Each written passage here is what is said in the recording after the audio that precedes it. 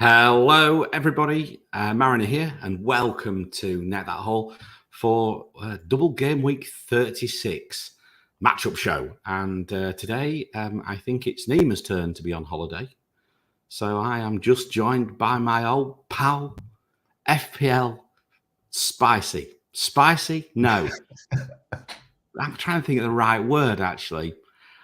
Yeah, salty. FPL Salty. No, FPL Lens. How are you doing, my friend? I think it's a yes and situation here. We're salty, spicy, occasional crackle. I go by many faces here. I'm great, man. I'm good. How are you doing? Well, I would be better.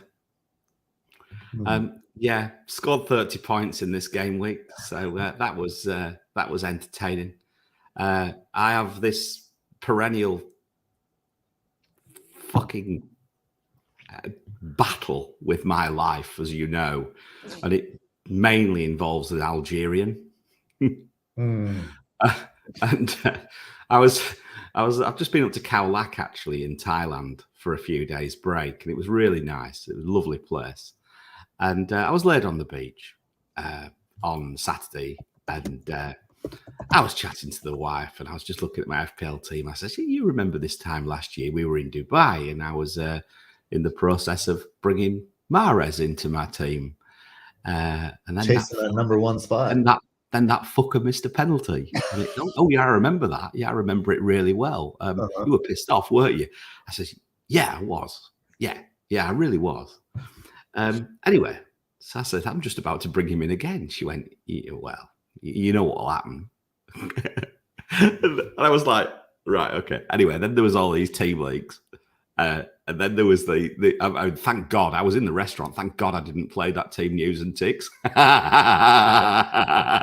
Did you hear about that? No. Oh fucking hell! He basically what he did is he told everybody to go to the thing at a certain time, and all it was some panting. Some porno panting. And everyone had the phone switched on. Apparently, Harry played it live on his stream. That's what that was. I heard some rumblings. I had no idea. Thank God I didn't play it. I played it live. I tell you what, I was that close, and I was sat in a nice restaurant actually. So anyway, I waited for the deadline. There was all this palaver, and I brought Foden in. Right, and then it gets better because then there was a rumor that Foden wasn't starting. So I immediately got on Twitter and said, "That's it. If Foden's not starting that pool, my phone's in the fucking swimming pool for 100%." And one really kind guy, I can't remember where it was, but one nice, whoever it was, thank you, sent me a message: "Don't throw your phone in the pool, Chris. He's starting." Oh, here's the team sheet. Don't throw your phone in the pool. Anyway, so I looked at it, and I looked at the screenshot, and there was only 10 players on it. I didn't realize it was only 10, and Foden was 11th off the screen. So that was it. He nearly went in the pool again. And then I eventually checked. He said, no, he's starting. Didn't make any difference, man, did it? No. What a typical shower of shit. I mean, look, when I'm looking at the top point scorers for FPL this week. Right, you ready? McNeil, 21 points. Merc fucking Neil. Willian, 15 points. All right. We've spoke about Willian a couple of times. Tom Kearney, 14 points. A couple of good goals, actually. Totti, 3.9 million, 14 points. If any bastard got him off the bench, if anyone got him off the bench, come and have a word with me. Bless them. No, I got 30 points. What about your week? Did Totti get like half of your points? Almost half your points by himself. A 3.9 million defender. Hey, don't you start. Remember the Gundogan week? Where your captain scored more than your entire team the following week. Oh yeah. Save my game week. Come on, man. What happened to you? Did you? A little birdie tells me you might have had a bit of luck. He's in the chat. Hello, Harry. Sorry, you should know me by now from FPL Meets. I thrive on misfortune. We are chaos merchants here at Net That Haul, aren't we, Mariner? What happened with your game week, Gib? Yeah, mine was, I guess, kind of the opposite. I had no idea until before the show. We're backstage, and you're talking about your game week, and I went to check, and I got a respectable 45 points this past game week. I brought in. I absolutely hate you.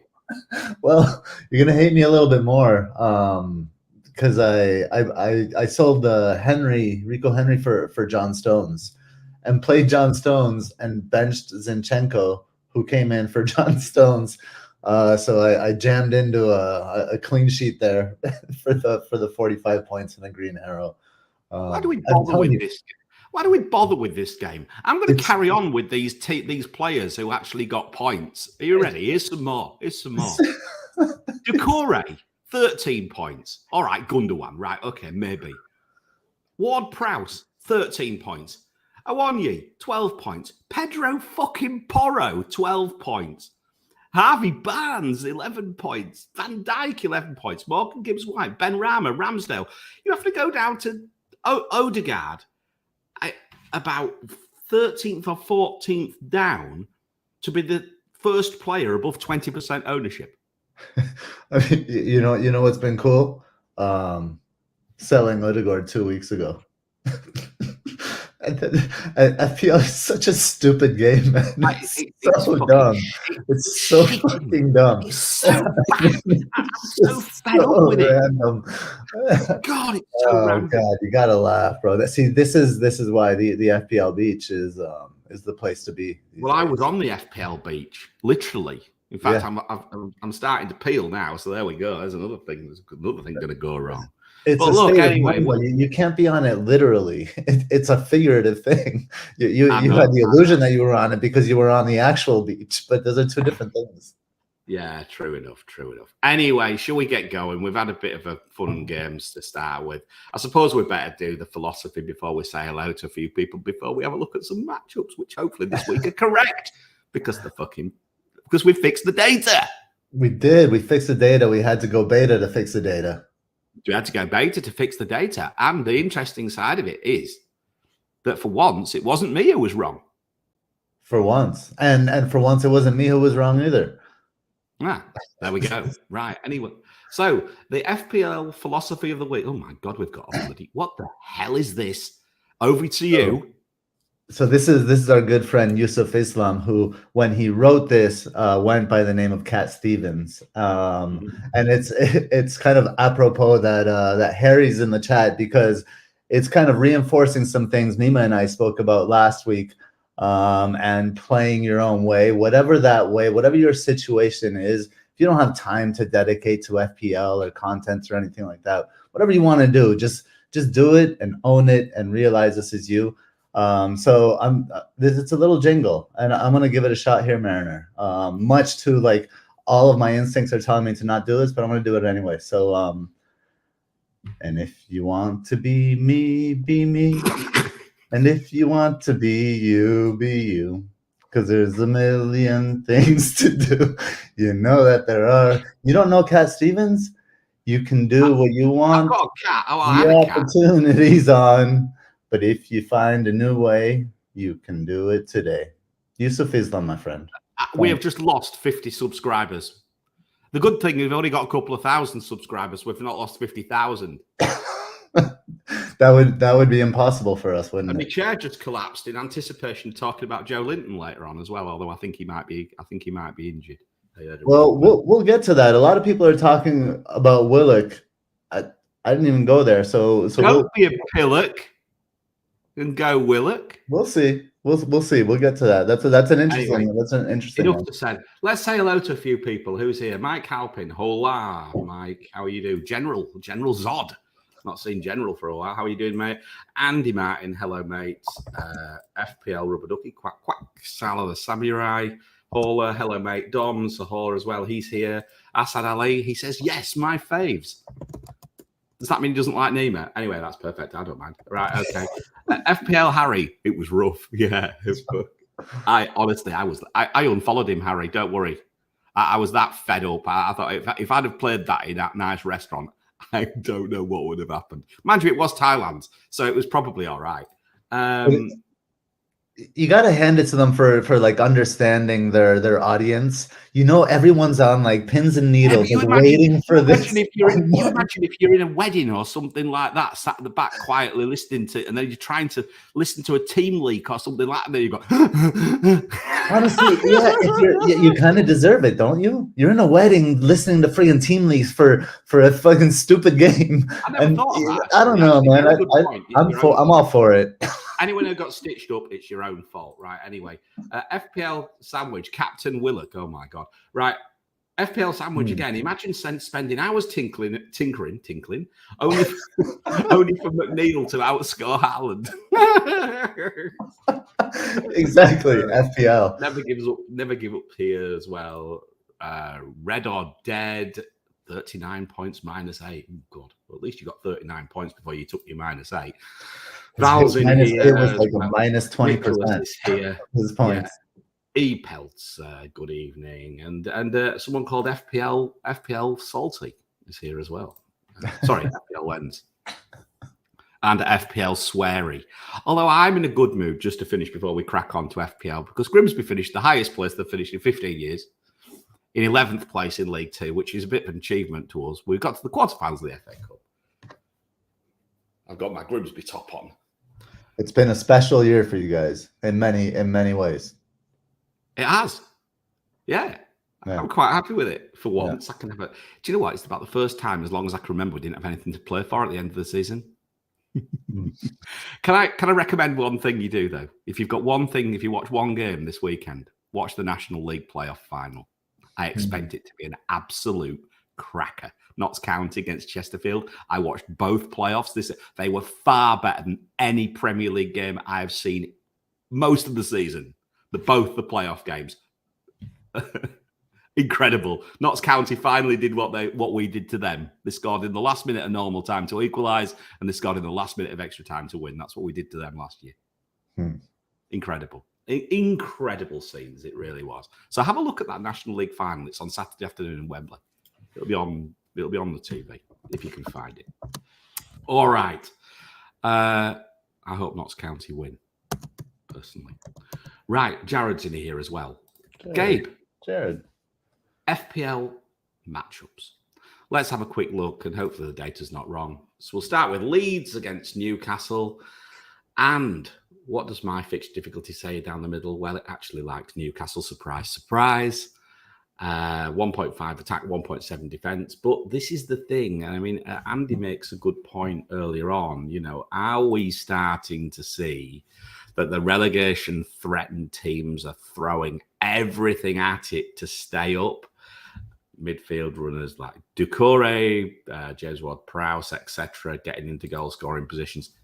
This is an interesting take. I think we'll take that point on as we go. Zonals, there's nothing much apart from the left and the right for Leeds at 2.7 and 2.9. Big chances, not an awful lot for Newcastle. You know, again, Newcastle are away, right? And Newcastle are never quite as good away from home as they are at home. We always must remember that. Your NetxG likes Newcastle as well over Leeds. 1.86 probably suggests 2 goals. I'll let you do the rest. What's your take on this? My gut feeling is that I think our numbers might overcook here. I think Newcastle might have a slightly tougher time there. Slightly tougher. I still think they've probably got enough. I mean, our numbers aren't accounting for the manager switch at Leeds for sure, and you know there's the formation. It's, you know, that they went in a 4-5-1, but the thing about the 4-5-1 was that dedicated 6. On the what I do like from Leeds' perspective, I think Leeds could. I think Sam made a mistake playing Yonto on the wrong side. He played him on the right-hand side, and I think if he gets his sides right, Big Sam could kind of get something here. But what I really like is when we saw Manchester City play against Leeds, right? Against Big Sam's Leeds, what did they do? They got the ball deep to Mahrez and then back towards the top of the box to Gundogan, right? And I think Newcastle can do the same thing. And that Mahrez target, it would be Trippier. So Trippier as that target. Now it depends. Like I think there's a lot of assist potential in this one for him. And given the only thing that kind of like puts me off a clean sheet for Trippier is that it's away, and then that's what you were talking about. So you know, yeah, I don't know. It's a kind of a tough one to predict because we only have one weird game of data for Leeds. It's a game against City where everyone goes differently, right? So yeah. But you did make a good point. The way that they cut that ball, I saw both those bloody goals because I was sat, as I say, when I eventually worked out that Foden was starting. I actually found a pub to watch it in and watched this and very promptly went to bed at half time because I was fed up because Mahrez had already got 2 returns. From the way you explained it, from picking the ball up deep and then cutting it back to players running into space, the edge of the box, right? Which is what basically he was doing. Trippier hasn't had a return in 6 fucking weeks. In fact, I think it's longer than 6 weeks. It might be 8. Yeah, and I mean honestly, in most of the matchups that I've written, I've recommended him. So I just think it's like it's one of those things that like an ebb and flow thing, and like the stats have lined up often for him, and the tactics have lined up often for him as well. I think this is maybe one of the reasons why people are considering maybe one of the half space operators like Joe Willock or even someone like Almiron if he starts or something like that, because sometimes they'll run through the half space and get to that end line the way Mahrez did. But I just think that Trippier is just he's the better crosser of the ball. He's the better chance creator than those other players. So ideally Newcastle will try to get him involved. And if Big Sam has Leeds really sit back, then Trippier should have no problem getting to that end line. I think the big question is if Alain Saint-Maximin starts, right? There's a lot of talk about the midfielders and wide and Joelinton, Saint-Maximin, Willock, etc. I think if I'm Hal, I want Saint-Maximin against Ayling. I want him running at him. I want him turning his hips, and I want him like maybe even winning a pen or something like that on that side. That 1v1 matchup on that side, I think, is really nice. So I would kind of push for Saint-Maximin to start in this one. That then buggers up our mate Joelinton, though. Well, here's the thing about I actually think Joelinton, if he plays wide, it's worse for him.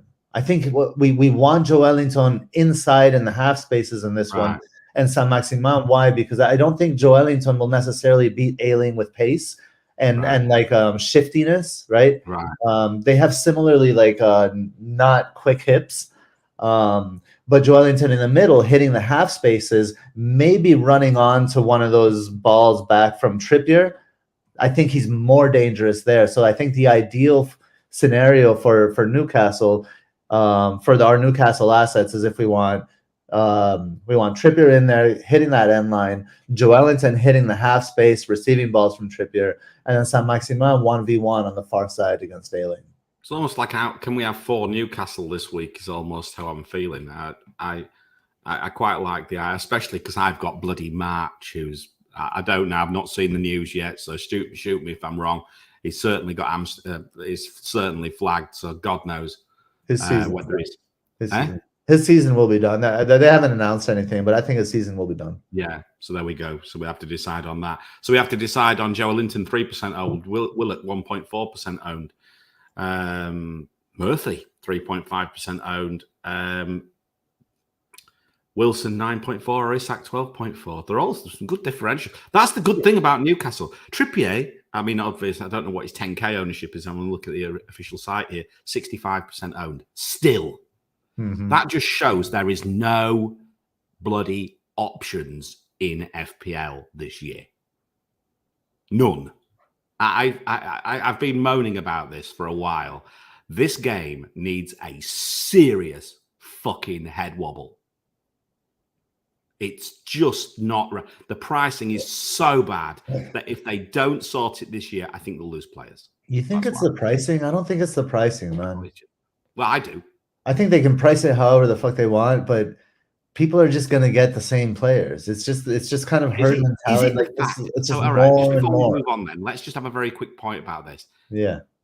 Is it because there's just too much mainstream, simple, straightforward content out there now? Even the sites themselves, even the FPL site itself, is spoon feeding now. I actually don't. I think it's because it's So I don't think it's because of content. I don't think it's because of content creators. I don't think it's because of any spoon feeding.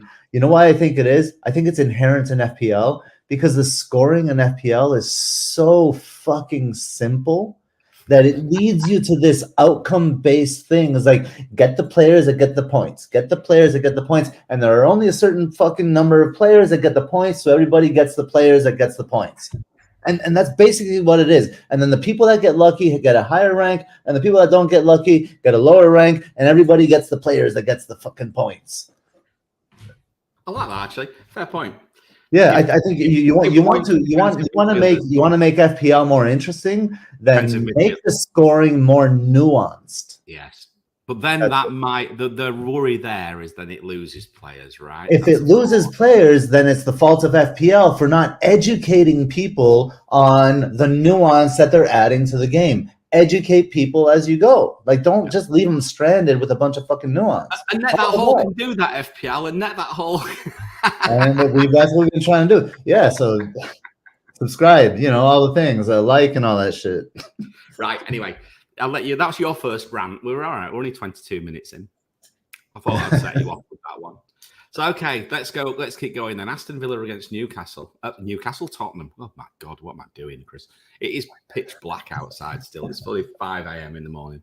6 a.m. now. As Aston Villa Spurs, 1.93 Aston Villa NetxG. Ooh. Spurs, 1.49. Fixture difficulty 2 for attack for Aston Villa. Minus 0.4 for Spurs. That's not surprising because they're away. Spurs defense -2, equally not surprising because they're away. Zonals, not spectacularly good for Aston Villa, but senses of greens, certainly down the wings.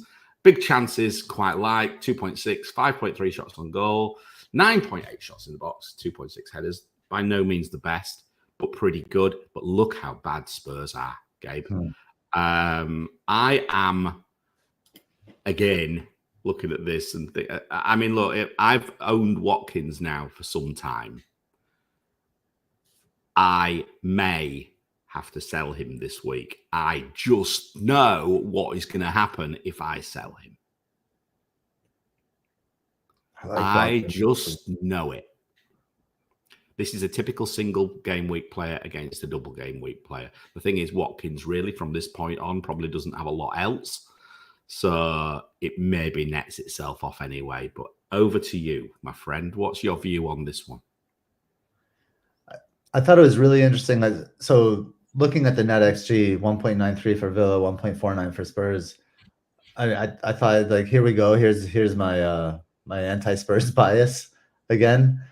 But the FDR, your FDR backs that up, right? 2.0 for Villa, -0.4 for Spurs. So it even more so. Yeah, it really did dislike Spurs. So I don't know. I think this is a great game for Watkins. I wrote here, Tottenham have conceded the 4th most big chances away in their last 6. 18, 3 big chances, and then it shows there in the big chance matchups, 2.6 predicted. I'd say like 3 big chances predicted. Watkins is going to get at least half of those, 1 to 2. It's nice for a goal. It's a nice score. The trouble is, I've got this dead slot in. I'm really going to have to stop playing with a dead slot in the front 8. I know why I did it, because I needed the money because I don't have the team value.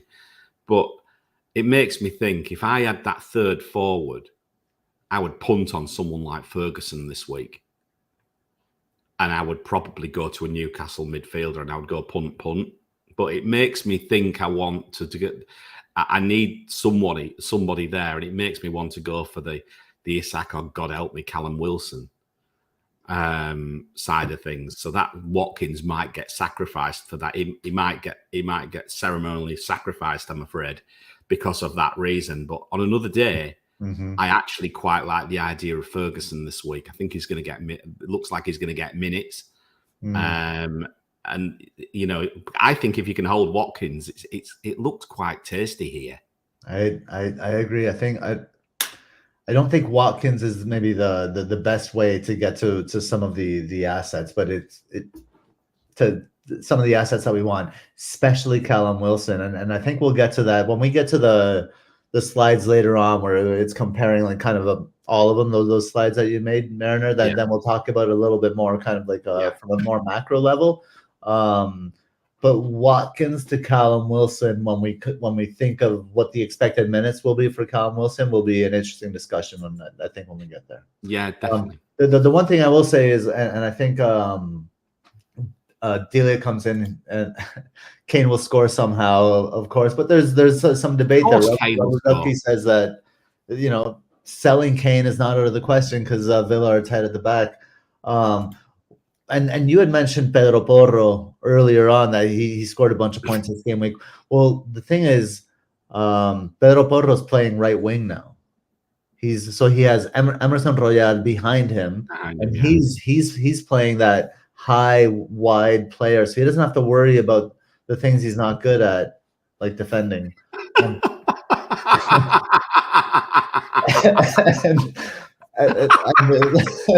Clifton's Strength Finders come to mind right now, if anybody has any kind of like executive training.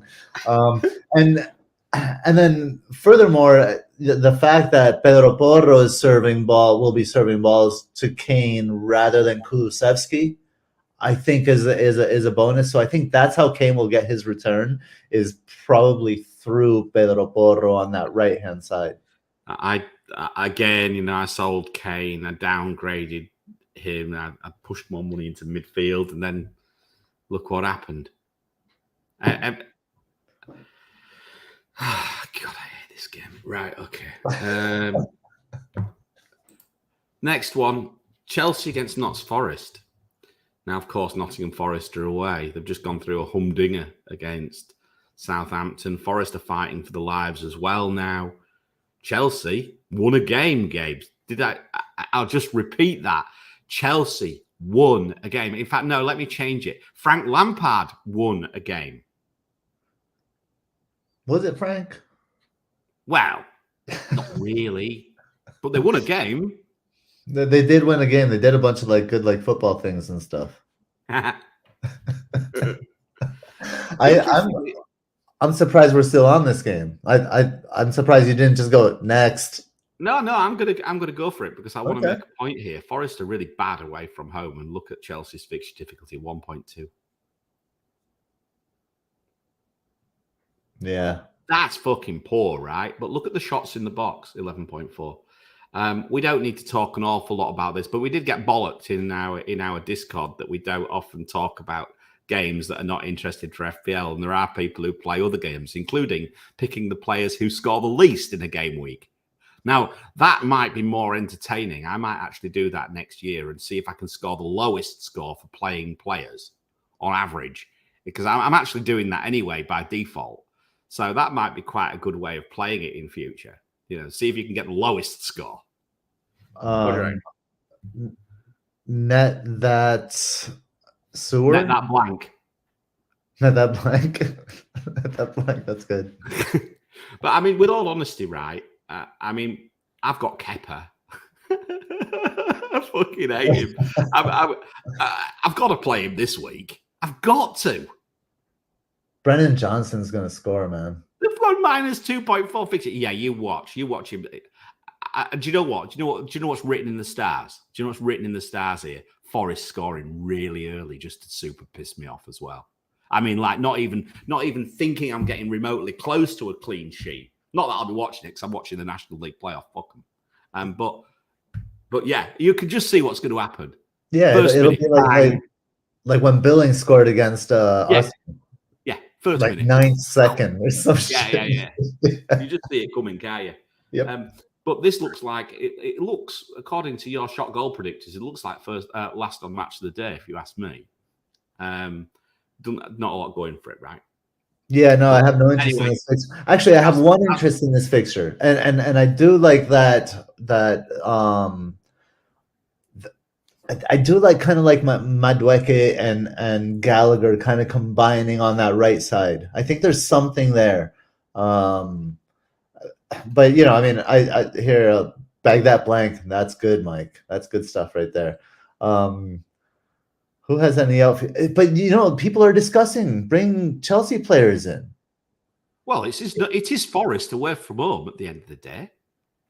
I mean, they are bad, but Chelsea are not good. So if Southampton have Forest away from Forest at home, are you going to bring in Che Adams? So don't bring in Kai Havertz either. Same thing. You're now talking that Chelsea's been the same as Southampton. I mean, maybe they are. Well, anyway. I mean, Southampton may be alive if they had Kepa. Let's put it that way. Yeah. Well, we can but hope, Val. Kepa clean sheet. We can but hope. I probably will be playing him, but I do own Raya as well. I've got a bit of a decision to make about that. I think they've got West Ham. Anyway, Crystal Palace against Bournemouth. Again, now you could be a Solanke owner. I don't particularly like that this week because the fixture difficulty-wise is not great for either. Palace have tightened up.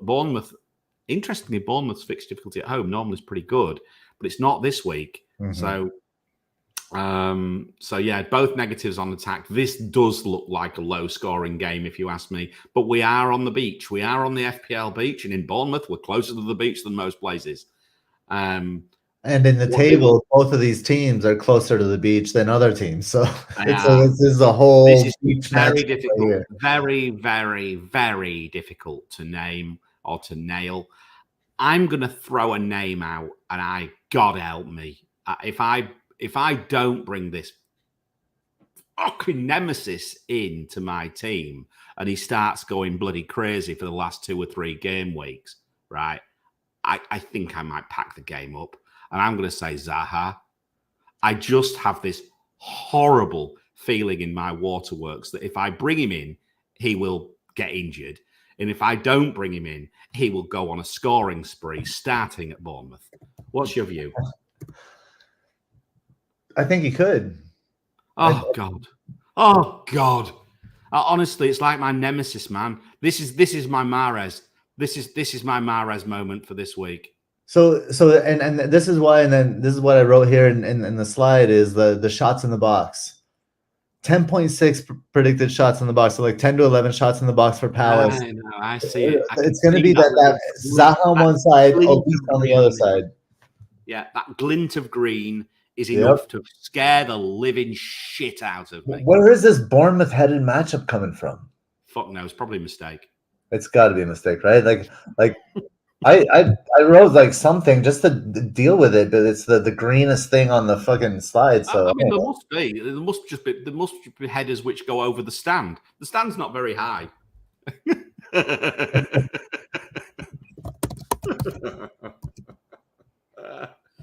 Zaha is the new or old Walcott. Stay well clear, according to Rubber Ducky.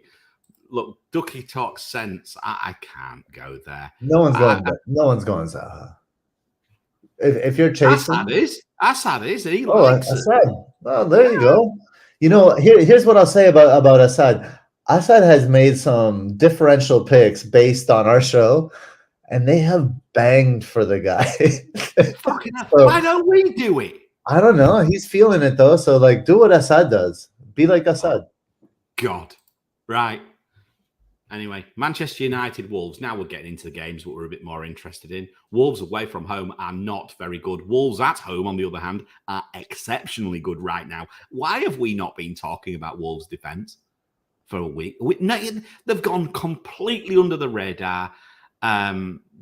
We could quite frankly have rotated a Wolves defender for the last few weeks and be sat at far higher ranks than we are right now. No doubles. Far higher. No doubles. Terrible away. We're all being drawn on. Yeah, we're all being drawn to these double game week plonkers. But quite frank. You're gonna go with like a Brighton and Newcastle double game week or a Wolves single game week? Of course we are, but I'm just bored. Never go with the Wolves. This just tells me exactly again. The one thing you did say to me, and I remember you saying, is consider Sarr as a goalkeeper. I remember you saying that a few weeks ago, but then I was like, no, he's too expensive. This is like back in like game week 26, 27, around there where people were wild carding, people were considering different goalkeepers, who's the best for the run in, and ZA always he's great on the goalkeeper metric. Well, it looks like he might get some saves today, or he might get some saves this weekend. He's going to need to make some saves this weekend by the looks of this matchup, because the matchup's as green as he can get. For Manchester United, 4.1, 3.8. It suggests 3 or 4-0 here. Big chances, 3.2. Shots on target, 6.7. 11.7 shots in the box over the 90 predicted for Manchester United. You've got a 36% chance of 3 goals or more by the shot predictor. And I only own Luke Shaw and Rashford, and I want my third. Quite frankly, I'd be more interested in a third Manchester United asset than most players this week looking at that matchup. Yeah, I'm not buying it. But look at I don't think Manchester United keep a clean sheet. I think Manchester United struggle tactically against Wolves, despite what the data says. Even at home. Because honestly, Wolves away from home are so fucking bad. Okay, all right. Maybe it's recency bias, because I'm just super down on Ten Hag right now because of his decision to play Bruno Fernandes on Thilo Kehrer. When you see Thilo Kehrer is playing right back, fucking stick Rashford on him, and Wout Weghorst is not a 10, bro. Like, what the fuck are you doing with a gargantuan Dutch 9, playing him as your playmaker in the 10, while you have Bruno Fernandes wide and Rashford as a fucking 9, and he was fucking lost in space. I thought you were going to say maybe I'm a little bit pissed off. Gargantuan Dutch 9. How boring is that? Why did you put something else instead of 9 there? I think Weghorst plays with clogs. That's what it looks like to me. He wears actual wooden shoes when he plays. Golf clubs. No, clogs. Those the Dutch wooden shoes. Club. No, clogs. Weghorst plays with wooden. He has wooden feet. Let's put it this way. And so Ten Hag is like, you have wooden feet. Let me play you at the fucking 10. Like, what? Jesus Christ. Dear. So yeah, I hope 1-1 sounds good to me. Nah, don't talk shit. I don't agree with you. How can you honestly call this 1-1 with the amount of green? It's like a traffic light here. Here's how. So look at the so for NetxG, look at the Manchester United goalkeeper metric at home is 0.6. That's like giving a lot of credit to De Gea, who just got beat by like a 0.03 XG shot from Joelson. I know. Doesn't have the wherewithal to just palm it away. So I'm not giving them any of that credit. So if you bump that point, take that 0.6 off, the Wolves is at 0.8 for NetxG. There's your goal. We agree to disagree. 3-0. All right. 1-1. Next. Southampton.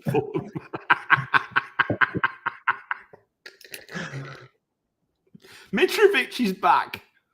Mitrovic is back, isn't he? I think he is. Buy Mitrovic. No. Is he back? Does anybody care? I'm trying to find him and see if his flag's gone.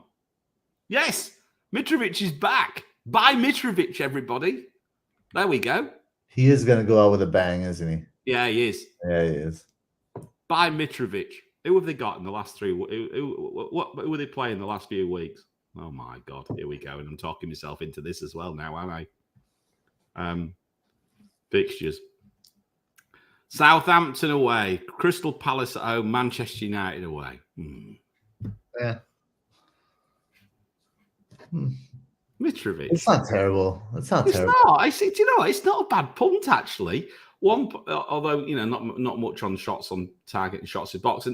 I think Southampton have gone. I've already replaced them in the fixture difficulty matrix for next season. I've seen enough. They've gone already. I've given up with them. 1.72 Fulham NetxG, Southampton 0.58. But the fixture difficulty doesn't follow it. It doesn't follow it. There's a bit of divergence here, Gabe. I'm not quite sure why. It maybe doesn't suggest that many goals, but this might be Mitrovic. I've got a funny feeling about this. The NetxG supports Mitrovic. Nothing else really does. Everything else suggests a very boring game indeed. And I think Southampton, quite frankly, are just going to... I don't know if they'll just release the shackles and go for it. They scored 3 goals, but it was against Forest. Not a lot to say about this game. But if you want to punt, I don't see why not, really. If you're going to punt on Mitrovic, now's the week. Surely. I think if you're going to punt, you punt on a team that has something to play for. Southampton are done, and Fulham are done too. Yeah. So, here we go. Look, now here's we've got Coleman. Hello, Cole. Right. I just want to put this onto the screen because I think this is quite ironic. Have we gone full circle? Mariner is now the voice of reason and Gabe is ranting. Look, you know, what I'll say is that this presumes that ranting doesn't have a voice of reason, and I would suggest that it does. What? There's reason in rants. We've done the philosophy already. Don't give me that. There's reason in rants. Stop going so deep on me at 6 o'clock in the morning. Maybe that's what it is. It's just a different time of day. I'm heading into happy hour. You're. I'm heading into work. Yeah, into work. Anyway, hang on a second, Gabe. I just need to check something. Oh, anyway, 16 days, 9 hours, 2 minutes, and 16 seconds. Left in Singapore. Left in Singapore. I've got a countdown clock on my phone. Right. Brentford against West Ham. Raya, the best goalkeeper according to Ducky since the Wildcards. I probably agree with him. I've owned Raya. I did, unfortunately, also own Kepa, which means that I've maybe missed out on some of Raya's points. Thanks to the perils of rotating goalkeepers. You know, when we start every season, none of us here never ever rotate a goalkeeper. We never rotate. Why do we get into a rotation later? Always keep your team structure flexible, blah, blah, blah. Always do this, always do that, and never buy fucking Mahrez. except for game week 35. Yeah. Right. God. Anyway, right. Brentford against West Ham. West Ham, Beach. Safe now, I think. Much to my colleague's relief, who was writing them off. As a season ticket holder, was writing them off weeks ago, but it's gone quiet now. He's happy. General agreements, right? Okay, metrics, right. Let's have a quick look at this. Brentford against West Ham. You're saying general agreements. I read the top 2 words. Brentford, West Ham. Home Brentford, 1.9 attack, 1 defense. Obviously, West Ham negative. Brentford slightly better on NetxG, not a lot. Brentford, the interesting side of things here. Big chances, 2.4. Tony, 5.7 shots on target. Tony, I'd guess. But not a lot else, Gabe. Is Tony a sell this week? to get to your double Newcastle attacker? No, I don't think so. Tony versus Callum Wilson. I don't know. It's the truth. Let's say 90 minutes of Tony, right? It's the truth. Callum Wilson's the truth, man. That's what It's they call him always cheating. The truth. He is the truth. The truth is, if I bring him in, he'll fucking blank. That's the truth. There's a theme to this show so far, and Callum Wilson and Mahrez represent that. We haven't got Joe Linton on the screen yet. You wait. No, Joe Ellington is. And I can't come the Joe Linton.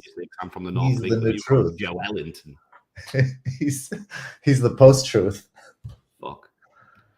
No, but actually, I like, especially if Tilo Kehrer plays on the right side again. I like Tony kind of pulling out wide there, and Brentford really focusing their 4-3-3 attack on their left side, so West Ham's right side.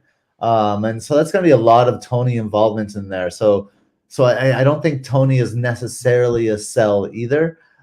But it is true that both these teams really don't have very much to play for, do they? So, you know, I wouldn't put anybody off selling it for some upside, but I don't think 90 minutes of Callum Wilson, which I think is the best case scenario in the double, is really worth that transfer, in my opinion. Right, Tony has scored every other game since game week 23. Is it the home games? Week. And he blanked last week. And he is. So I'm just. Oh, so wait. So check this out. I'm going backwards, right, to game week 35. Tony blanked away to Liverpool. Returned at home. Blanked away. Returned at home. Blanked away. Returned at home. Blanked away. Returned away. Blanked at home. Well, for a little while now, he's returning at home and blanking away. So Tony's at home. But Tony's at home. It's more the tactical setup. I like him pulling out left into West Ham's right side there, which avoids both Declan Rice and takes advantage of Tilo Kehrer if Kehrer plays that right side. Right. So you own. I'm not saying you do, but here's a little Mariner conundrum for you. You own Kane, Tony, and Watkins. Which one do you sell? That's a fucking tough question. That is really difficult. It should be really easy. Which one do I sell, or which one would you sell? Which one would you sell? Right. I don't. I'm just saying. I've seen teams with Kane, Tony, and Watkins. Right. And they want that Newcastle double game, probably Isak, right? Probably most people are looking at Isak. So, okay. So I want, who do I sell? Kane? Yeah. Kane. Yeah. Keep Tony and Watkins. Sell Kane. Right. Okay. Next. Sell Kane and then sell March and bring in somebody that we haven't gotten to yet. Mahrez. No. I got something for you. I got someone for you for this game. It'll be a little special differential. Bruno Fernandes. Bruno, nope. You got some cash. Bruno Fernandes. Not there yet. Nope. Not Bruno. Someone else. More differential. Right. Anyway, Everton against Manchester City. Now here we go. Right. Just when you thought it was safe to get in the FPLC, fucking Everton turned and whooped Brighton 5-1 away. What the fuck is going on with this game? I literally opened my phone. 3 o'clock, 4 o'clock in the morning. Looked at the result. Thought, fuck. Threw the phone across the room and just went back to sleep. What ridiculous. But now Manchester City 1-1 draw away at Real Madrid. I see you've been having some fun with that one on Twitter. And of course, they're still battling on multiple fronts. Manchester City really. Fixture Difficulty really likes Manchester City as usual, but Everton are at home. And you know, Dwight McNeilinho has just top scored in the. I had to put my teeth in to say that. Has just top scored in a game week, and you know, we had Barcelona in the old days when Deitch was up at Burnley. Is he channeling Everton's inner Barcelona here? Are we going to see something a little bit more attacking from Everton? Or if that's the case, are Manchester City just going to whoop them, Gabe? I don't think either one of those things, actually. I'm just throwing bullshit around because I can't work this one out. I genuinely can't. It's a tough one. I mean, Everton are, you know, when Deitch came in, right? You had to know that McNeil was always going to be the provider. He was going to work the team to make McNeil the provider. Why De Zerbi did not block the pass off to the provider is beyond me. I think that was a big mistake on his part. But I think this is what Deitch wants to do, especially against a team that enjoy possession, that profit from possession, right? So I think Deitch is going to sit in his block, in his deep block, and he's going to have McNeil as an outlet, and he's going to have Calvert-Lewin stretching the defense, and just take his couple of shots, you know, in the game and hope one of them go in. And here's the thing: is it's Calvert-Lewin, and I thought Calvert-Lewin looked really good. Didn't get, you know, the returns that some of the other players got, but I thought he looked really refreshed and healthy, and I think he could ruin Manchester City's clean sheet here. But I do think Manchester City take this one just with speed. I think Foden's going to have a big role here. Especially I'm going to bench him. I'll bench him then. That's who? Foden. No, Foden. I think Foden and Holland will be the two. With all honesty, I think I'd play Foden over Estupiñán, as I called him the other day. Stupid opinion. No, honestly, because of obviously double game weekers and things like that, I'm looking at Mr. I'm going to have to play Foden. I can't. I would play Foden over Estupiñán. Yes. I'm going to. Yeah. I mean, look, I will piss myself laughing if Edison concedes again. That has been the fountain of all mirth in the Turner household in recent weeks. Every time Edison concedes a goal, because I don't own him and I don't have a Manchester City defender, so that makes me very happy indeed.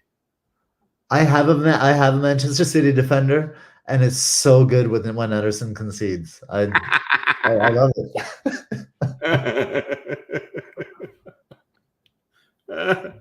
Oh God, I don't know. Right. Anyway, we can have a laugh about that later on. I nearly brought Edison in. Thank God I didn't. I mean, look, at the end of the day, this again is going to be a case of keeping a very close eye on what's going to. We'll talk about captaincy later on, but again, it's Everton at home. That's the only slight. And look, if anyone's going to be battling for the life, it's them, right? I would imagine Goodison Park will be absolutely banging, right?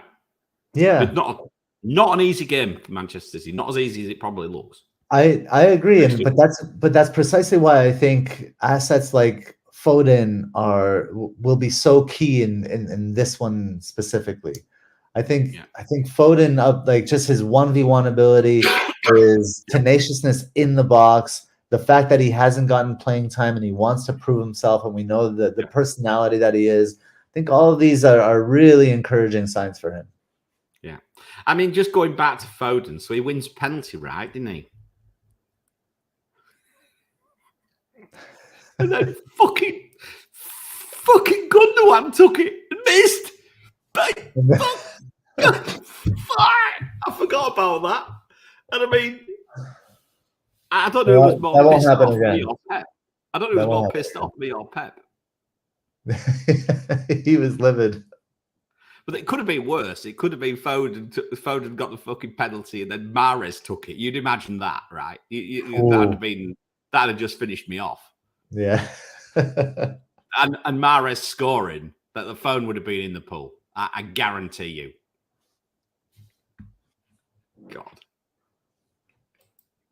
God. Arsenal Brighton. Now. Why have Brighton got a better fixture difficulty than Arsenal? That's a good question.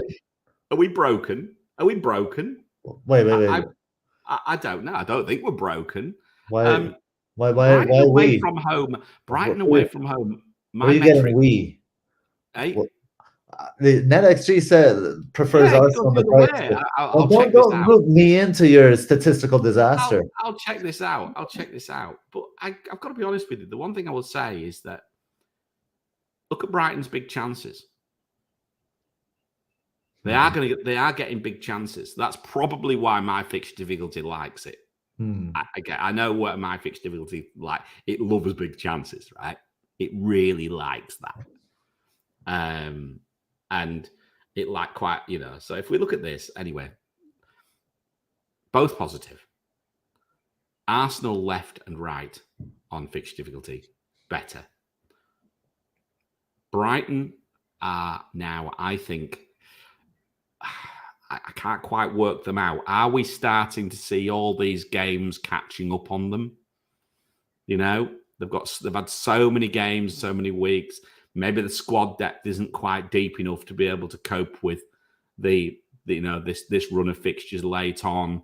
Injuries coming, obviously March now injured. We've got to think about whether we replace him. We're probably going to own one of Estupidian, my old mate, March, Matoma, or McAllister, right? That's probably who we're going to own. God help you if you own Steel. But anyway, there we go. There's another thing. What we're going to do with the likes of March, are we going to move to another Brighton asset? Are we going to go to the obvious one is March McAllister, but we're going to talk a little bit later about this anyway. I know we are. But I want to just make a very, very early point here, Gabe. I don't fancy Brighton in this fixture at all, actually. But I do think they can score because Arsenal can concede, and Arsenal are conceding right now. Yeah, I mean, it's interesting that the metrics really disagree here. The FDR favoring Brighton 2.2 versus Arsenal 0.9, and then NetxG favoring Arsenal 1.71 versus Brighton 1.14.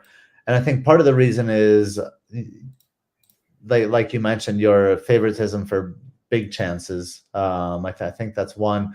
But also that the zonal matchups, which are much stronger for Arsenal, 3.9 on the left and 4.4 on the right. So those zonal matchups on the flanks, those are baked into NetxG. So that could be elevating Arsenal's NetxG number over Brighton as well. I think at the end of the day, we see this as like quite even with, maybe Brighton with an advantage in the big chances, and then Arsenal with the zonal and shots in the box advantage. I think the fact that Arsenal is home also tilts this a little bit. And Arsenal have played fewer games recently. Their games have been staggered. They haven't had double game weeks. So I think Arsenal definitely have the edge here. It'll be interesting to see if Arteta really goes to press Brighton. If Arteta presses Brighton, then I think that favors, somebody like an outlet player like Martinelli, potentially Saka as well. Yeah. And just in general, like in the shots in the box, I think favors Martinelli over a player like Ødegaard as well. Also favors Saka on the other side. And then from Brighton's perspective, you just expect a game with a lot of shots taken. If you look at the 2-shot goal predictors, it's like some of the highest in the game week. And that's just the number of shots they take and the quality of those shots, and they're almost identical. So I think we can expect maybe a lot of saves, a lot of shots, a lot of blocked shots. Expect a lot of goals in this game as well, and that's the other thing. It's almost like it could turn into a bit of a slugging out contest. This because Arsenal really have at home. Arsenal's fixture difficulty for defence, I've just looked, is 3.3. That's not good. And Brighton's, like I said, Brighton's attacking fixture difficulty has been very good away from home all season. It's not the fact they're any good, they're still high. It's been very consistent all season. So Brighton, like you say, are going to create chances for sure if they go for it, if they're not knackered, right? And of course, no solid match, which could be as much as we've been taking the piss. That it'll be a miss, right? And for that reason, I look at this and I reckon I see goals. I reckon I see goals. Maybe quite a few goals. I got 3 or 4-2. 4-2. There we go. I think the thing that would prevent goals would be them not wanting to overextend themselves to drop in the table. That kind of fear of let's be conservative and pragmatic. But one thing I will say really quickly before I forget is Brighton's right zonal matchup that's lighting up there at 3.5. It is the highest compared to 2.0 on the left and 1.5 in the center. Is that I think that's going to change. Sully March creates a lot of chances from that right-hand side, and Buonanotte is not that player. So the chance creation for Brighton could shift to other areas of the field. Yeah. And I think this is it. I think our Arsenal just going, it's almost like, right, we're just going to score more than you are. It's almost like a bit like that these days for me. It seems like, it's just this, I've got to be a bit careful what I say. It's not gung-ho, but you know what I mean? I've just got that funny feeling. Looking at those fixture difficulties, Cavalier. The way they're setting up, they're conceding far more chances at home than they are away. Yeah. And Brighton have the ability to score these chances, without a doubt. I don't see an Arsenal clean sheet this week. No, I don't either. Okay. All right, we'll keep going. Leicester-Liverpool.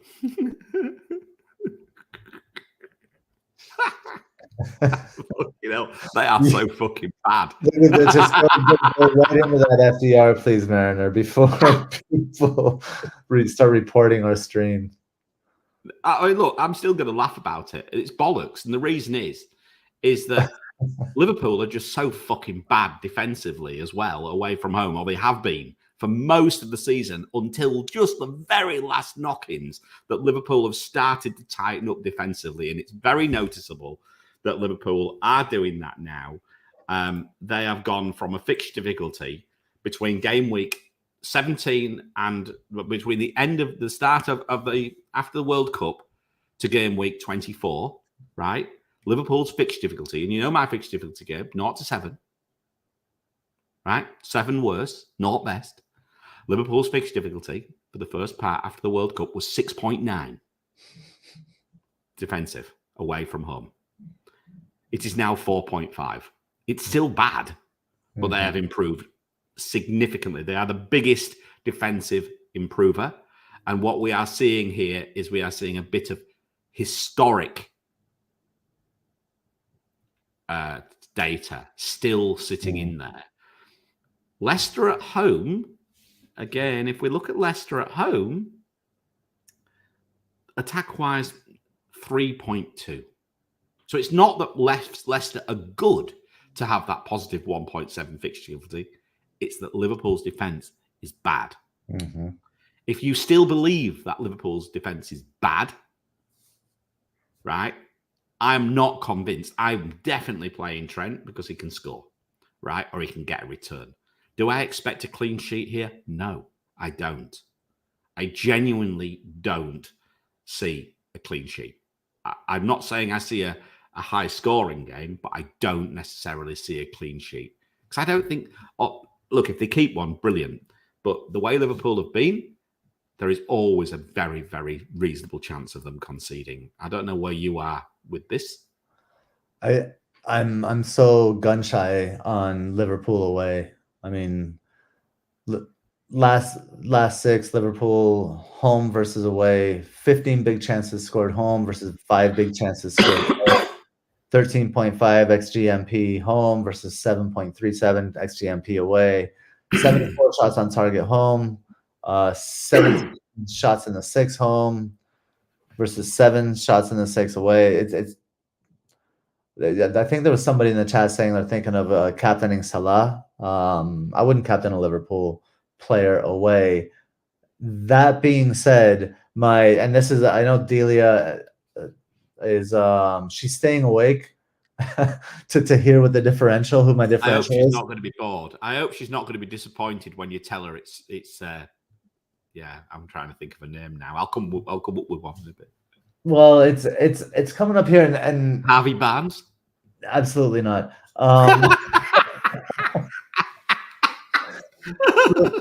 I think what happens, like Liverpool away, what happens is like it's just like the team kind of breaks down, the passing breaks down, and it comes more about the 1v1 matchups.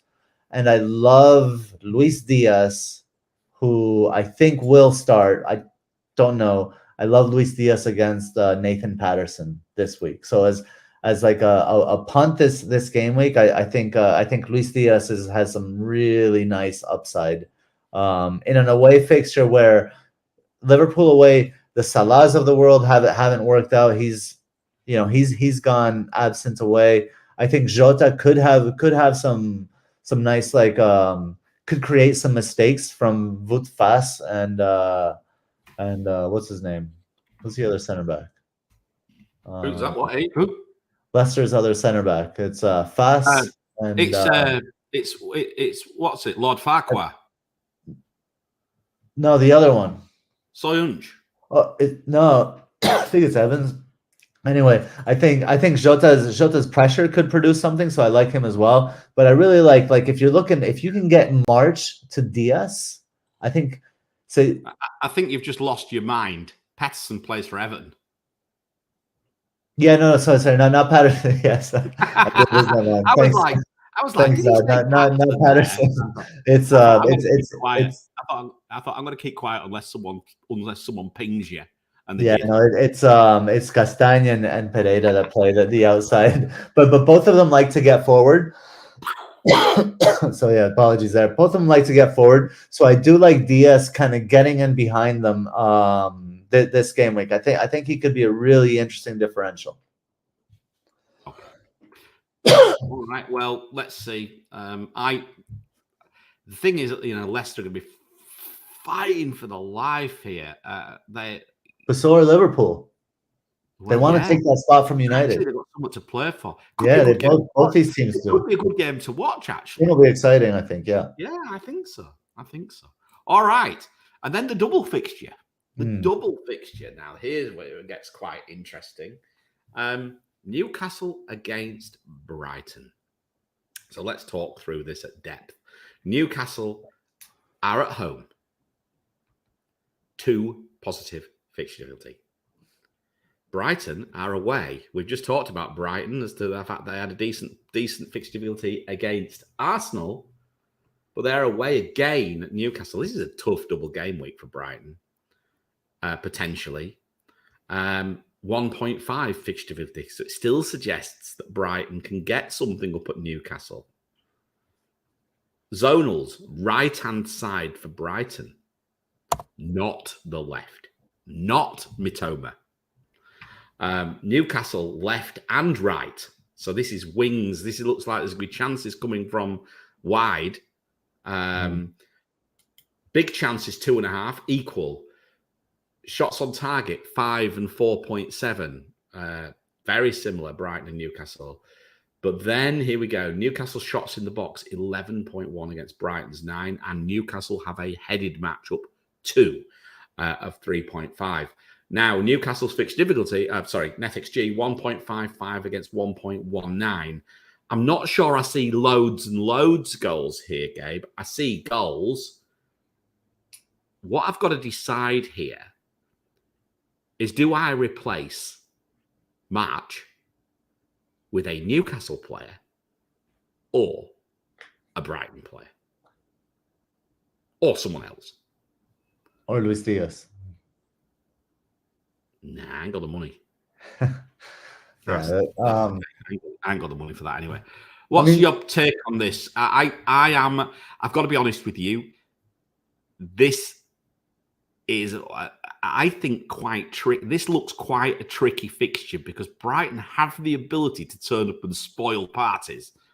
Have they got the ability to turn up and spoil a party at St James's Park, though?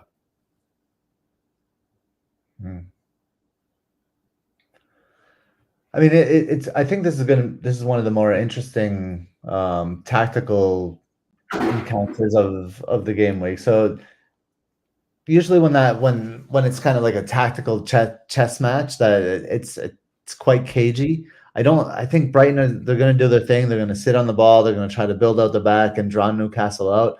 But I don't think Newcastle's going to go chasing them at home.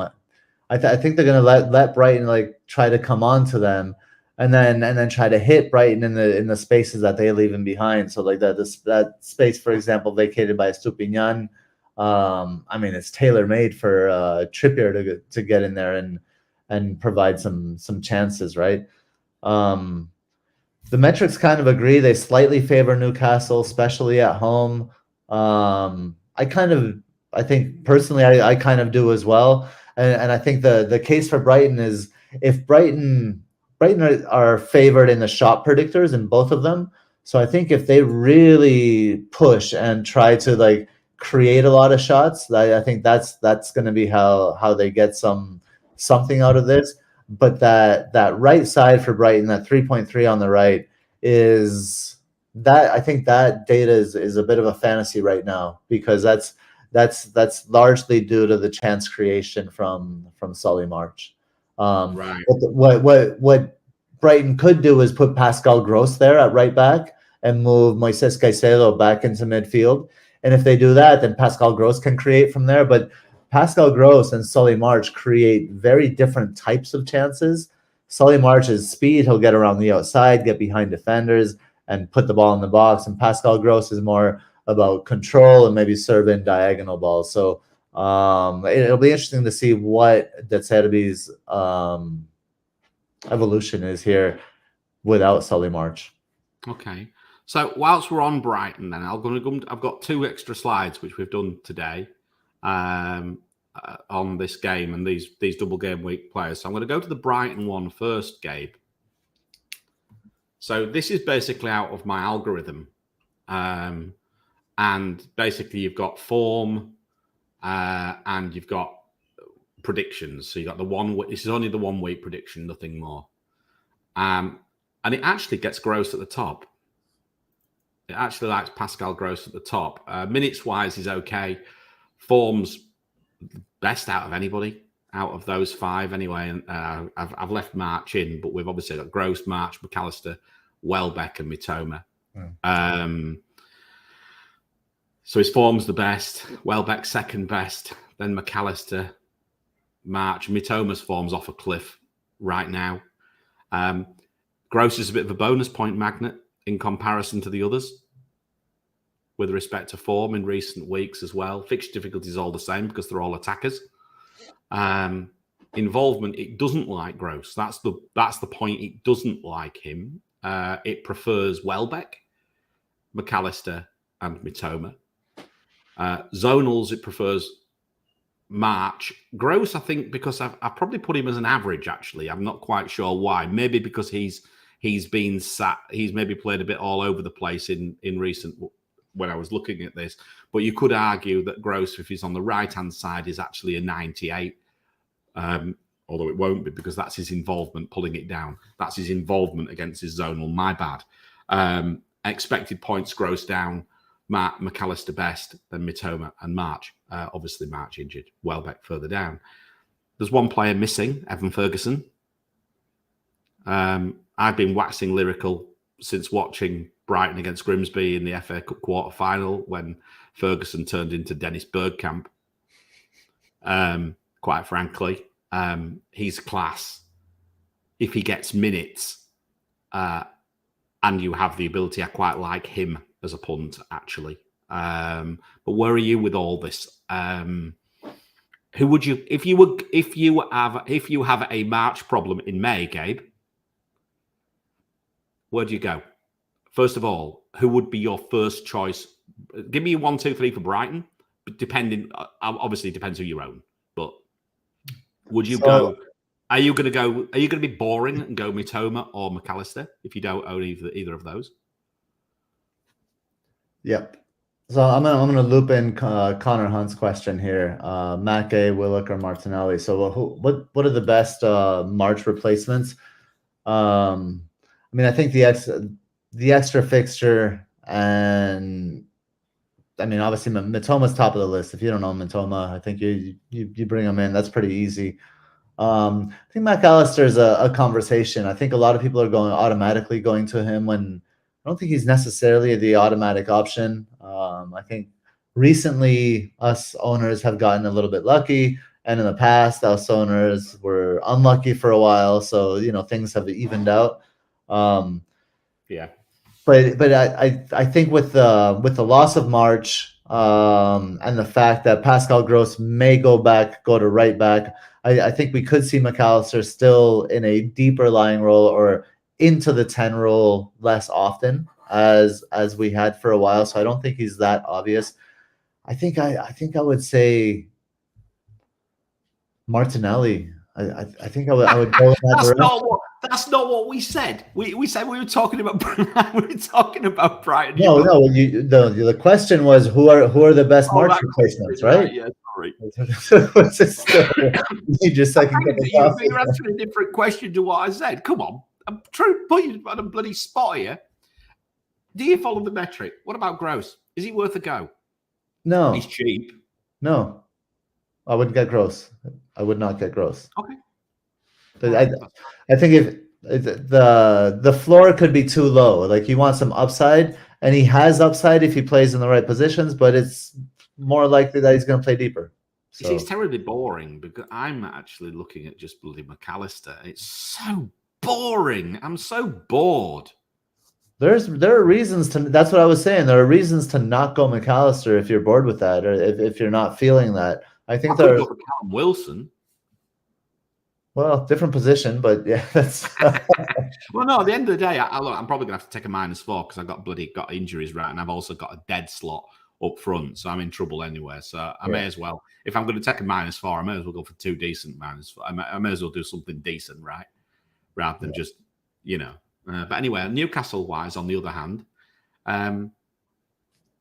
you've got on the screen Wilson, Isak, and our mate Joe Linton. Because that's the order.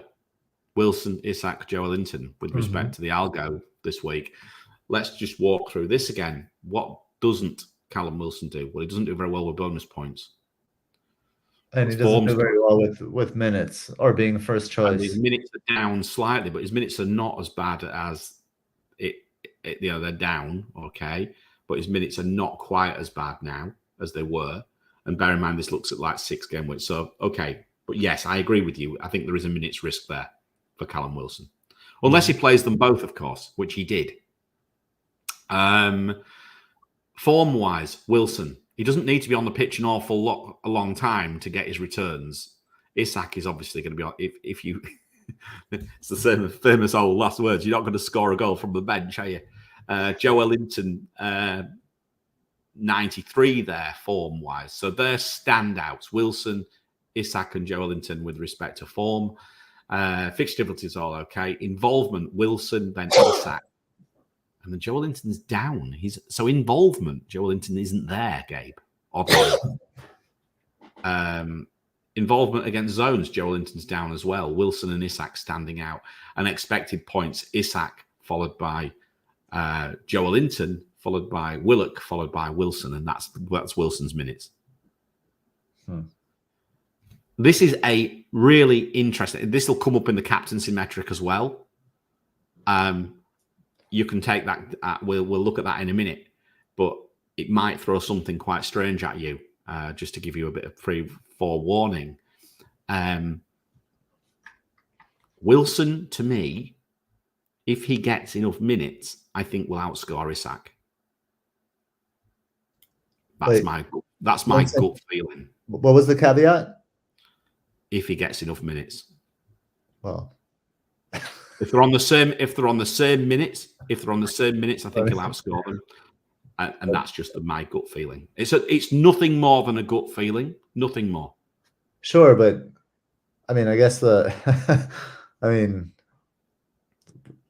it's the minutes that's the key thing right here. Right? I mean, look, I've given you a caveat. I've thrown it in. I mean, the point is that the 9% owned and 12% owned. It's not like you've got much of a difference here. You know, if you are literally just taking this back to first principles, it's pretty much a no-brainer going for Isak, because from the basis that he's got potentially more minutes there. But if you're chasing the game, is a Wilson punt out of this question, out of this world? No, it's not. And the reason I'd say it's not is because his involvement's there, his form's there.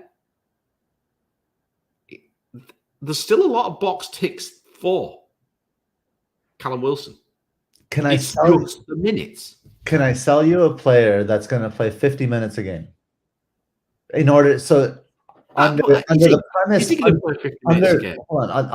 premise that this is the player that's going to help you catch rank, but he's only going to play 50 minutes a game. No, it doesn't make sense. Callum Wilson has played 57% of Newcastle's minutes in the last 6 matches. How much has he played in the last 3? And people are talking about him as a differential to make up rank. It's insane. So how many has he played in the last 3? In the last 3, I'll tell you right now, because in the last 3 he's played 77, 45, and 86. Okay. What was the 45? Was that were they getting whacked? Southampton. That's the one where he came in and he played 45 and he got 2 goals. Right. Okay.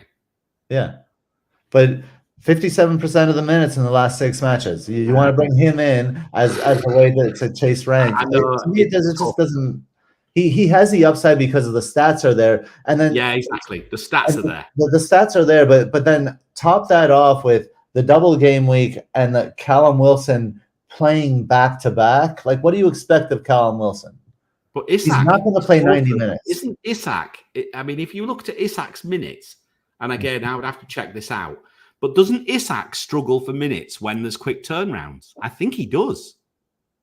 So when there's midweek games, he's often been rested midweek, but he's first choice, right? So I'll bring up Isak right now.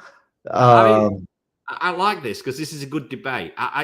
You're saying that Wilson is a minutes risk, but this is a midweek game, so Isak is a minutes risk too.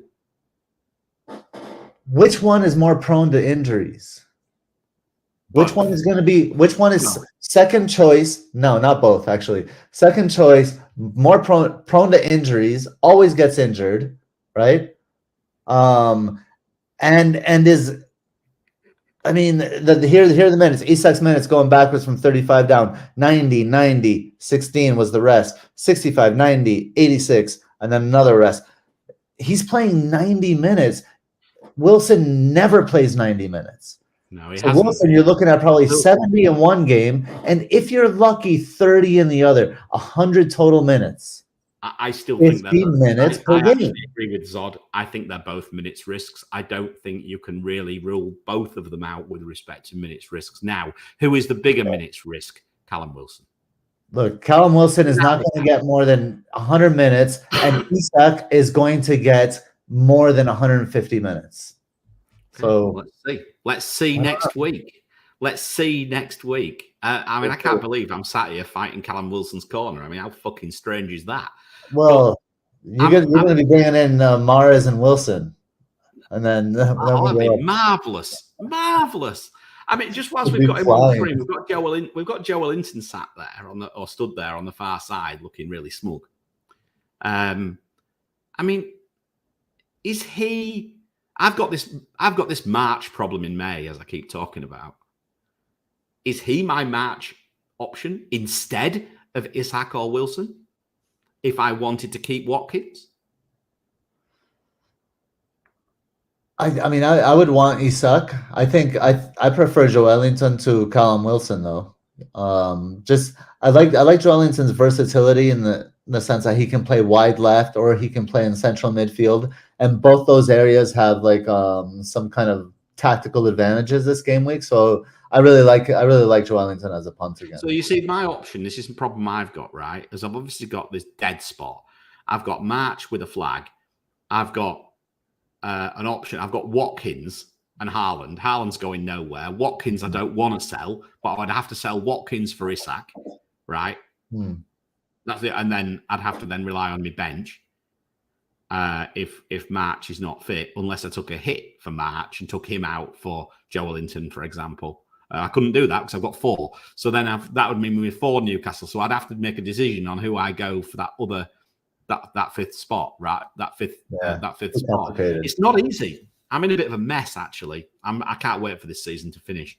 But I mean, you know, so I've really got a situation where I could look at probably the 2 players I could look at. Well, I could look at all 3 of these, actually, quite frankly. But, you know, I've got that forward spot, which I could fill for Watkins, or I have a midfield spot, which could be McAllister or probably Joelinton, I'd guess, if I wanted to do that. It's not straightforward, is it?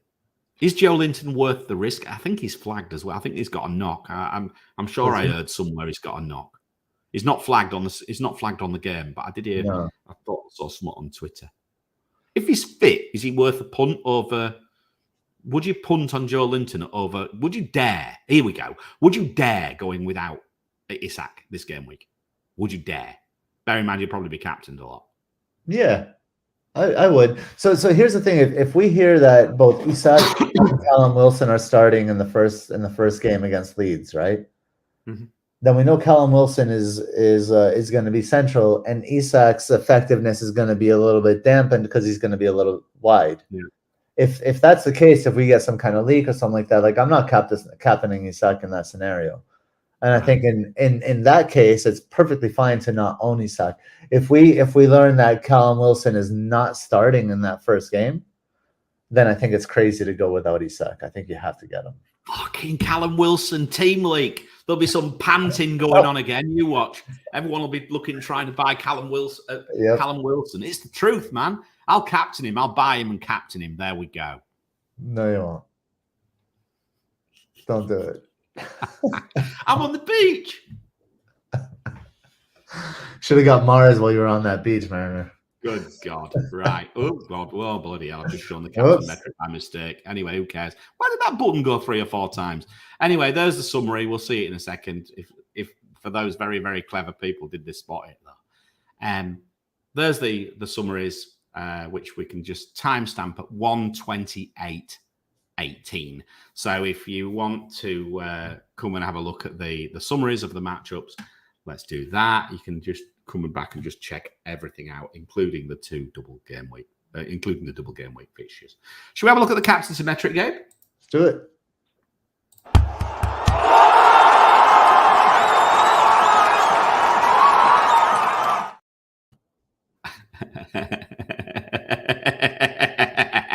Nope, not having it. Nope. Yeah. Average minutes 104. It's terrible, isn't it? God, but this is the point. This is the point I'm making here. If Wilson's minutes were higher, he'd be even stronger.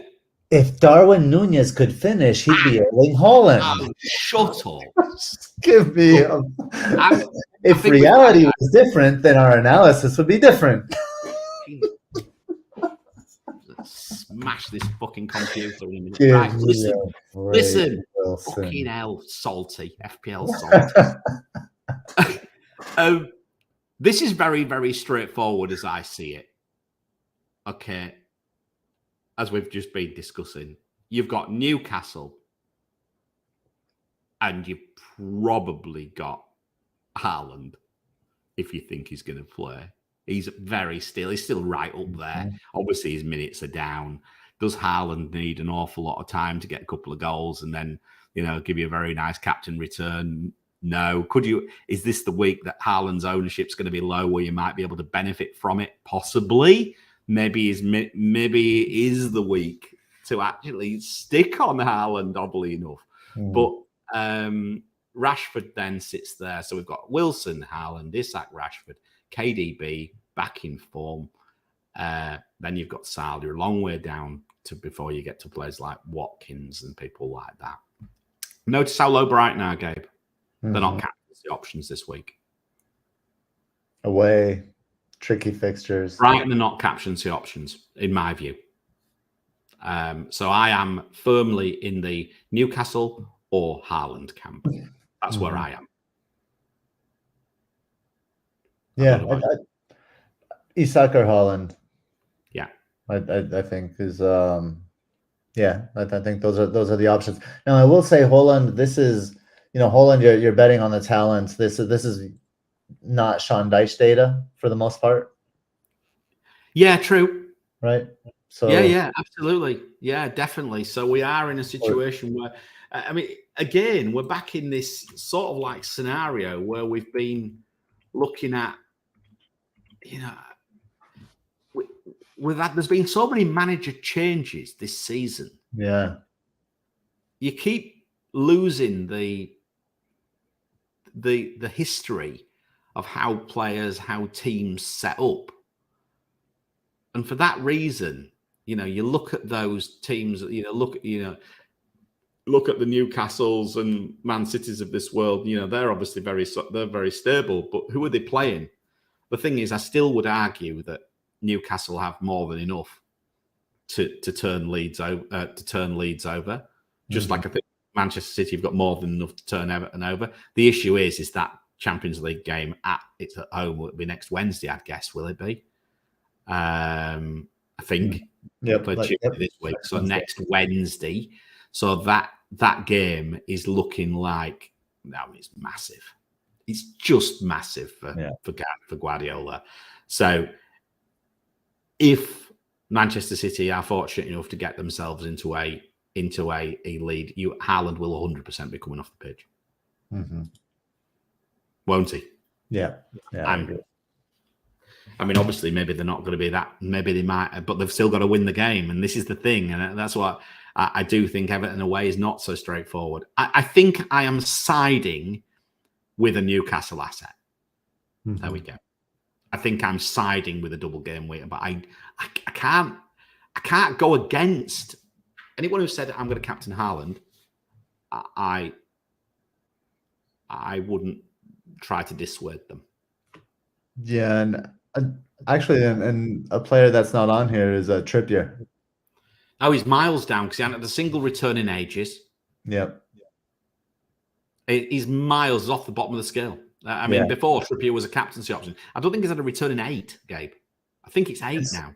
It definitely has been a minute, but I think he's the stats won't show it, but I think the situation shows that there's potential for him as a captain this game week. I'm all right with it. I mean, like I say, I'm not against it, but there's nothing to show. The metric looks at a number of things. Are we convinced? I mean, look, here we go then, Gabe. Right. Do you expect to get a clean sheet from Leeds away? Kind of, yeah. I don't see them getting a clean sheet there.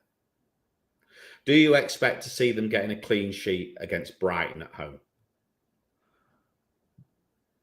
We said that could be a cagey one, right? So maybe that's less so definitely, but maybe.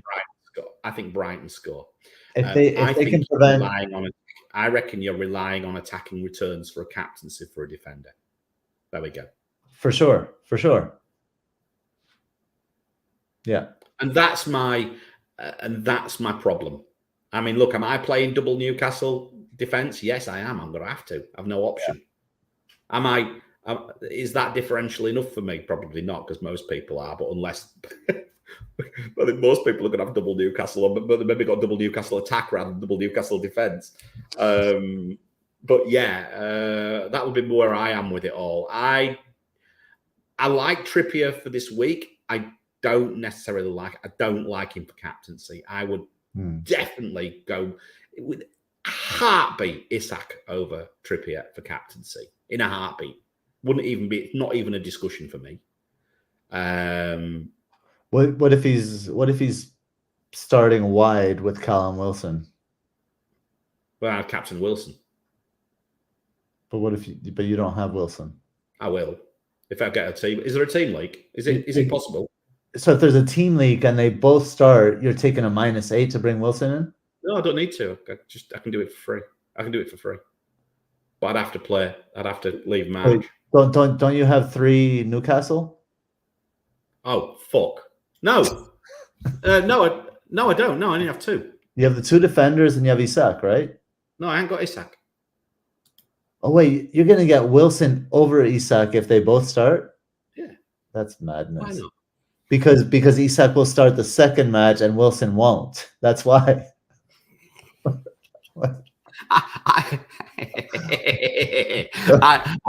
if I'm punting, I'm punting. I have nothing to lose now. I'm just I'm beached. Look, I'm pulling your leg a little bit, and I'll tell you why. Because I still see, even if Wilson plays 30 minutes, he's got 45 minutes. He's got the ability to score 2 goals. You actually said it yourself when we looked at the data. No, I said it happened. He's got that ability to score. There's headed matchups there as well. He has the ability. I think, right, that they're both minute risks. That's my gut feeling. Look, the metric is relying on hauls. This is net that haul, not net that blank. Who's got more hauls recently? Wilson. I don't know, man. You're switching the conversation to like what the results instead of process, and then you lose me there. It's like, you know what? It has snowed in Las Vegas before. This has happened. I'm not going to bet on it fucking snowing in Las Vegas just because it has happened before. I fucking love it. Go for it. Snowed in Las Vegas before. I love it.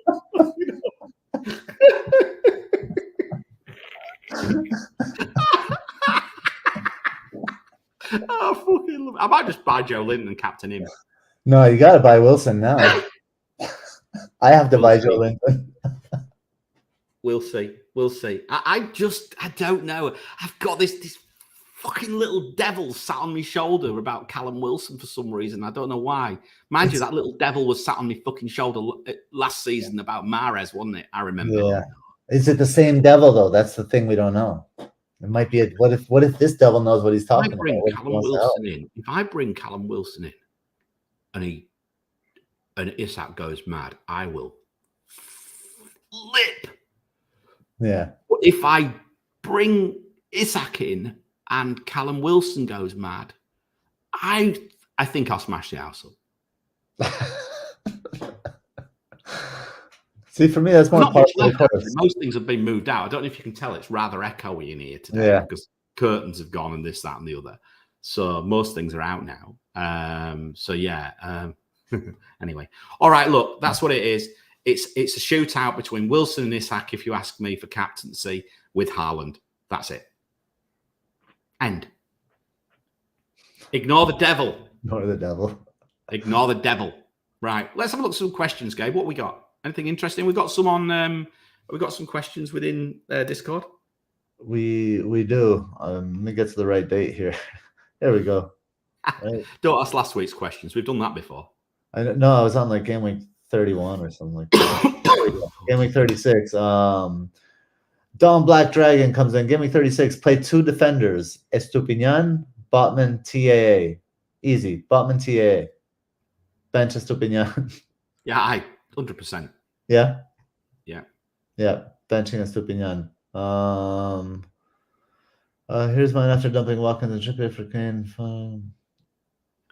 Because don't worry, because then you'll be jammy like Gabe, and then you'll get the points off the bench anyway. So that's fine. Exactly. That's it. Only for those on the beach. Steele or De Gea? A good one. It's a good question. I like that. Steele or De Gea? Oh Yeah. my God. It's not even. They're not even the same price, are they? For crying out loud. I mean, No. Like surely, who are you starting? who are you starting? I mean, I would have to start. Oh my God, that'll be the same. They'll score the same. They'll score the same. I don't think it matters. Really? Steele won't keep a clean sheet. No chance. Not in this week for me. But De Gea's shit. So Steele gets 3. De Gea gets 2. Yeah. Look, I would go with the double game weaker, just by the fact I've got a slightly better chance, but that would only be for save points. That's it. I can't see them keeping a clean sheet. Can you? No, none. Nope. But I'm still going Steele because when De Gea does things like he did against West Ham, then I just want to True. put a brick through my head. So yeah. So just go Steele. He has a double game week. Sebastian Coe, he already owns Trippier. He has Trippier, Botman, and Wilson. Should I do a -8 to sell Grealish to Odegaard / Martinelli, Watkins to Isak, and Botman to Dalot / Lindelof? I don't understand the -8. Why are you going Botman to a United defender, right? Because he's bringing in Isak. Because he's bringing in another Newcastle. He's already got 3. Oh, to make room for Isak. Trippier, Botman, and Wilson. No, just stick with what you've got, right? Trippier, Botman, and Wilson. Yeah, I wouldn't make any take any hits. Like I say, yeah, I'm firmly in the Callum Wilson camp this week anyway, so I'm all right with it. I'm all right with it. Yeah, no, I honestly, if you own him, I don't think he's a bad pick, and I think he'll likely get something. But I think it's crazy to go Wilson over Isak. That's all. The problem is, if I wanted Wilson, I've got to sell fucking Watkins. Even more crazy. Dragon comes in again. Game week 36. Thoughts on benching Holland and getting in Alvarez and starting him?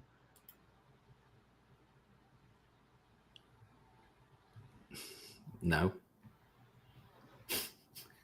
You can get Alvarez and start him if you believe in Alvarez, but I would also start Holland. Yeah, I would start both. Yes, you have to start them both. Yeah, you have to start them both. And I wouldn't be surprised if both of them do start. I think Holland starts. I think the margin is too tight. City can't slip up. They're going away to Everton, where it's.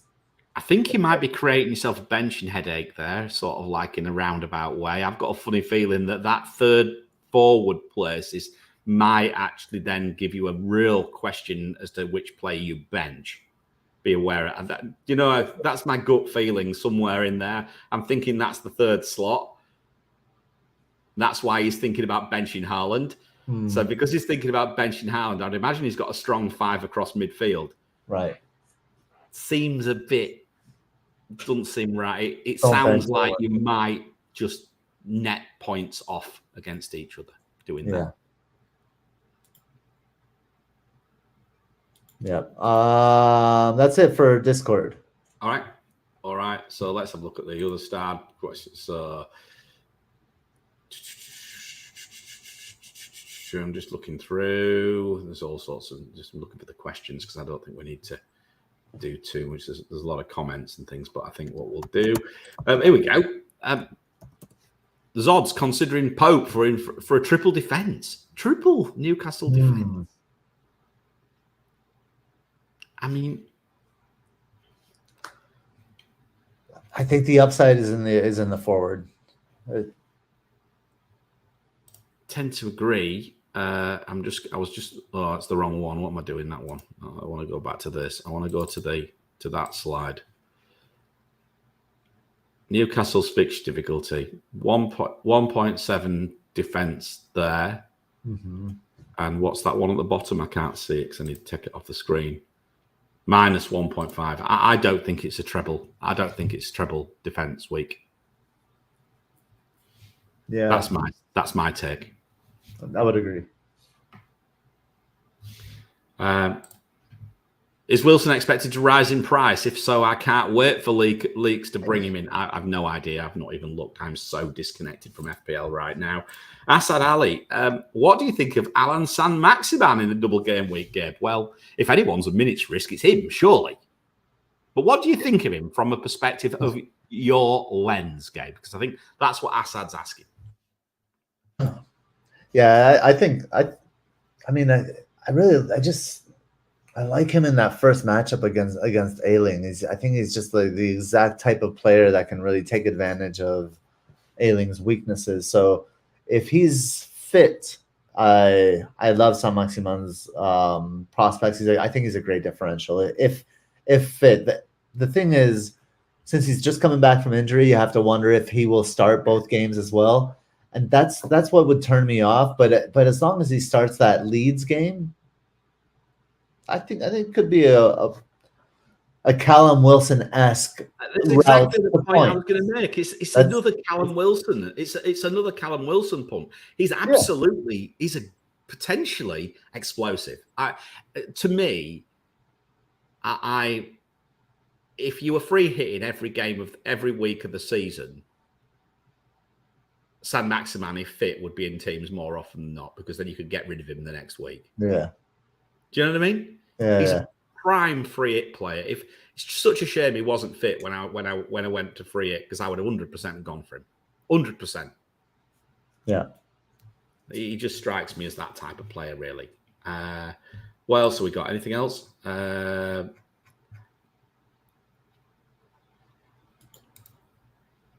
How would we rank the captaincy options for Brighton? No, it won't. The numbers won't. March will jump. If his numbers will go down. Let me just go back to this. I mean, the loss of March's chance creation, it hurts everybody, and it's two away fixtures, and they're both tricky. So Travis McKill, right? So Travis, let's have a quick look. So we've got McAllister. So it would be McAllister. To me, it's McAllister and then Mitoma. But what I will say is that, and again, I didn't watch the game.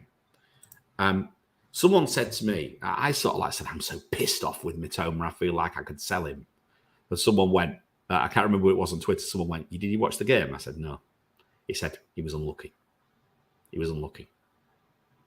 Maybe Mitoma.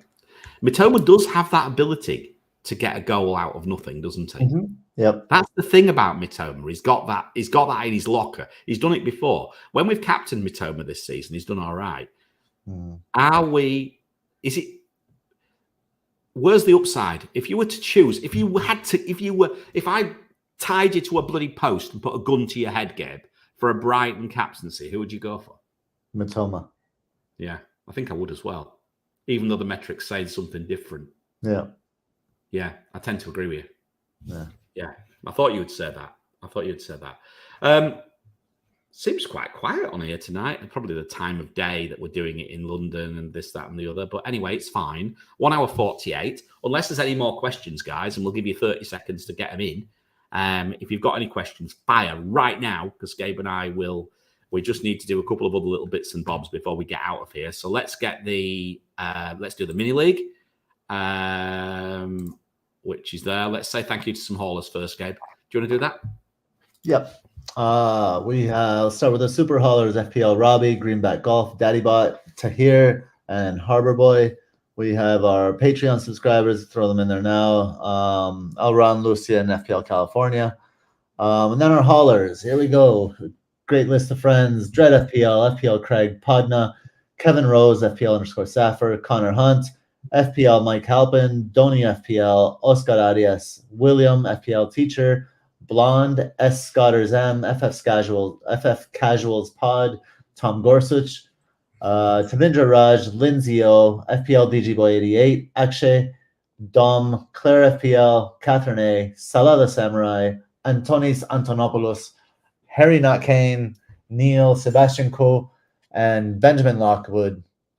Thank you very much for being a part Thank you of so much. And the moral of the story, everybody, about Net That Haul this week is it snowed in Vegas once. Yes. So Captain Callum Wilson.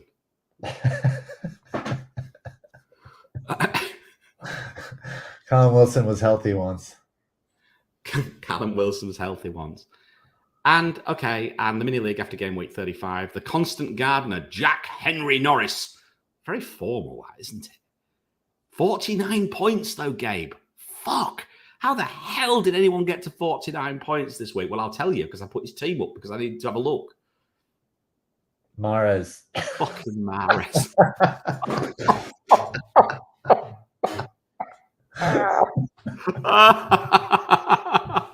Oh, God, I fucking hate it.